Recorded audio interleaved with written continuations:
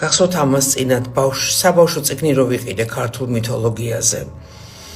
იქ გავეცანი რამოდენიმე მითს სხვადასხვა ქალღმერთებზე. ძირითადად მეგრელები არიან ეს ქალღმერთები, თუმცა სვანიც იყო. ნახეთ, ნადირობის ქალღმერთები ძირითადად. როდესაც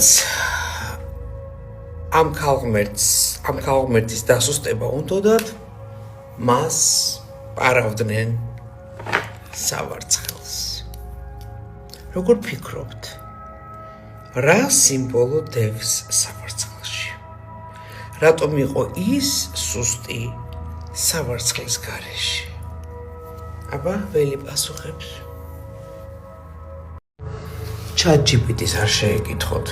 თქვენ თვითონ იფიქრეთ. ჩართეთ წარმოსახვა. მივიღე რამოდენიმე მესიჯი ქალბატონებისგან და მართალი ბრძანდებით ჩემო ძვირფასებო, არა მარტო ქართულ, მეგრულ, სვანურ მითოლოგიაში, არამედ იაპონურში, სლავურში, სკანდინავიურში, კელტურში სავარცხელი არის სიმბოლო ქალურობის, მაგიის, წესრიგის, სილამაზის და დაცვის და დაცულობის.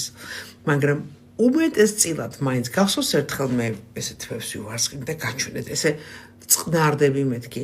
ეს არის აზრების, ნერვების, დალაგების და დამშვიდების მცდელობა. ასე რომ ყველას გისურვებთ, რომ თქვენი ნერვები იყოს დალაგებული, დამშვიდებული, მოწესრიგებული და სულამაზები იყოს ჩემო ძვირფასებო. მაგიტომ მიყვარს სალონში სიარული.